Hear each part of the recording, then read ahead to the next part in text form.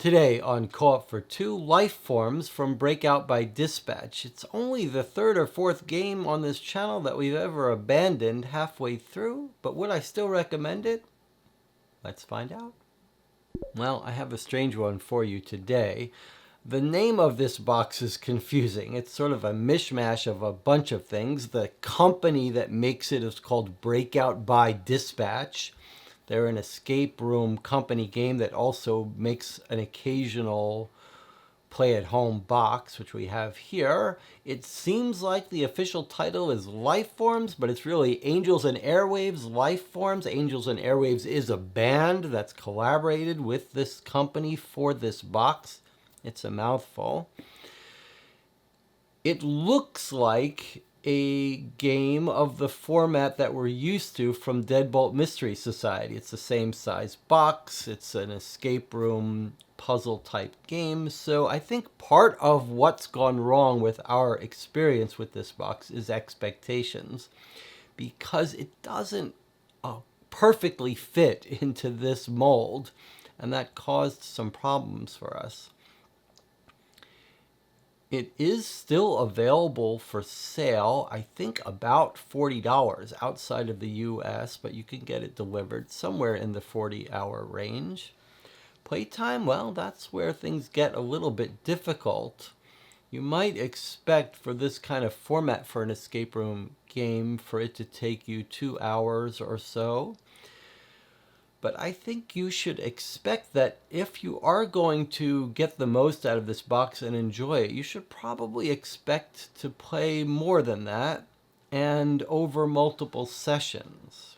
And I'll explain why that is. But you might get 3 hours or so out of this game with some roadblocks. I would rate the difficulty a little hard to say, a little bit on the range from easy, medium, mostly medium, to some frustrating, hard puzzles that aren't really puzzles, but we'll get into that. Nothing gets destroyed here. You can only play this once, but you can pass it along after you finish. All right, our playthrough took us about 5 hours before we stopped playing. And I said this is going to be a spoiler-free review, but I do feel like I should show you the inside so you know what you get. It's quite a hefty, full box here.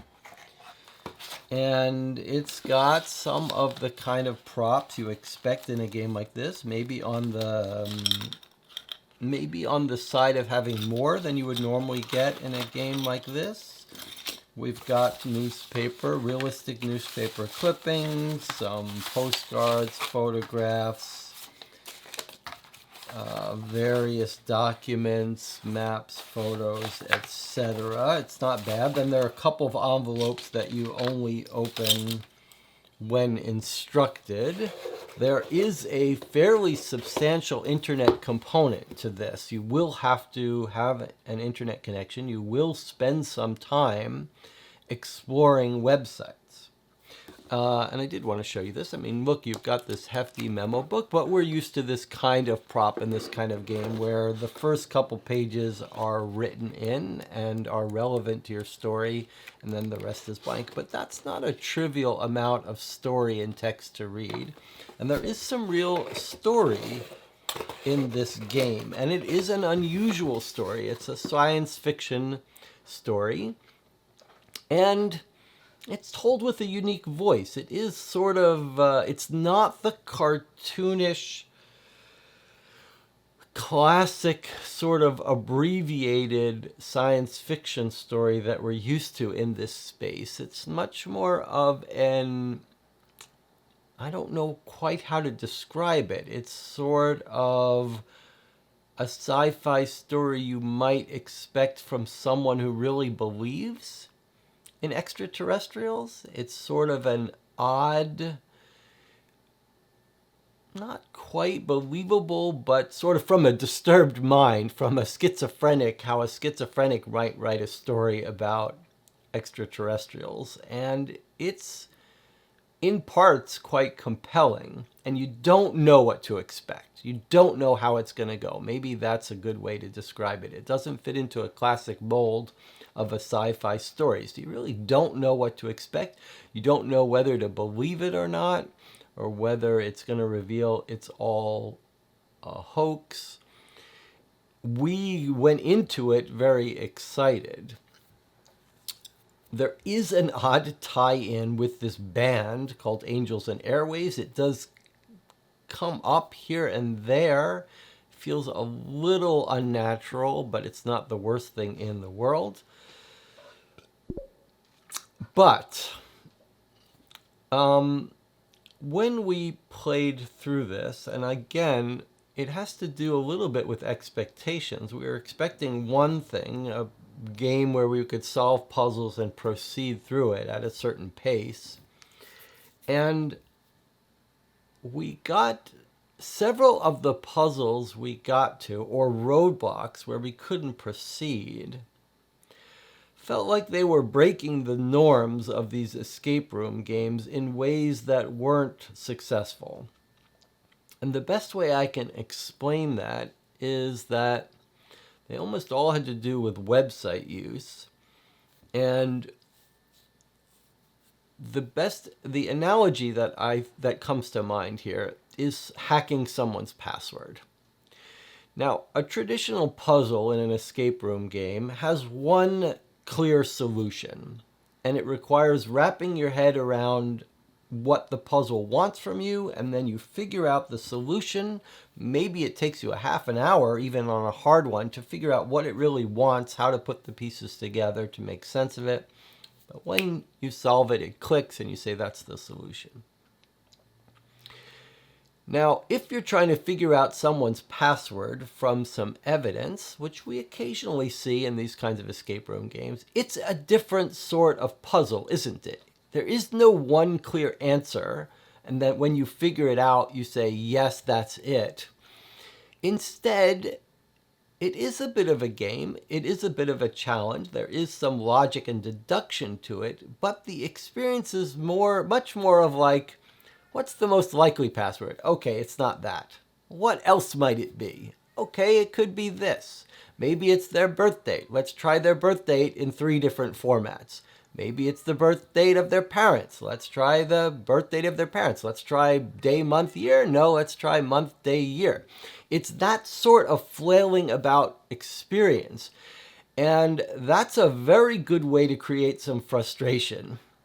And in this game, that happens a few times. And in fact, when we finally got to what looked like the end online, there was a bit of that was sort of multi-part experience of that same flavor of having to do busy work, having to try lots of possibilities, then combined with some real frustration in the user interface of the website, it created some real unpleasantness to the extent where by the time we got there, we were done.